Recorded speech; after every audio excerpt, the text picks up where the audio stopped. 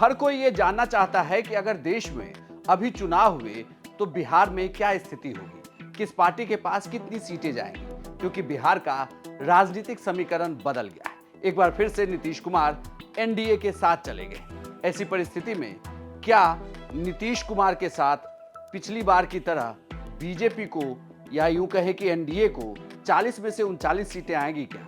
नमस्कार, प्रणाम, बिहार तक देख रहे हैं आप। मैं हूं आपके साथ इंद्र मोहन।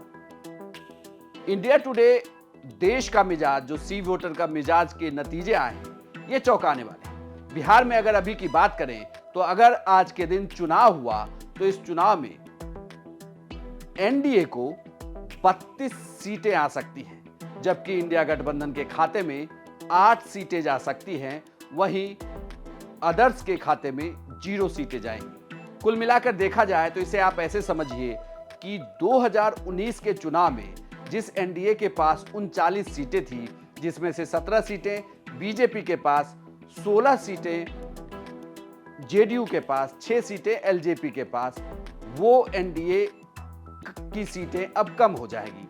उस एनडीए की सीटें सिर्फ 32 रह जाएंगी। जबकि अगर हम बात करें कि 2024 में अगर आज के दिन चुनाव हो जाए तो वो सीटें कितनी होंगी, तो सिर्फ 32 होगी। जबकि बात करें इंडिया गठबंधन की, जिसमें इस बार महागठबंधन बिहार में आरजेडी है, कांग्रेस है, लेफ्ट के तमाम दल हैं, इन्हें 8 सीटें आ सकती हैं। जबकि पिछली बार महागठबंधन को बिहार में सिर्फ 1 सीट थी, वो भी कांग्रेस के खाते में किशनगंज की सीट थी, और आरजेडी के पास 1 भी सीट नहीं थी। लेकिन अब इस बार अगर अभी चुनाव हुए तो इस चुनाव में महागठबंधन को, या यूं कहें कि इंडिया गठबंधन को 8 सीटें आ जाएंगी।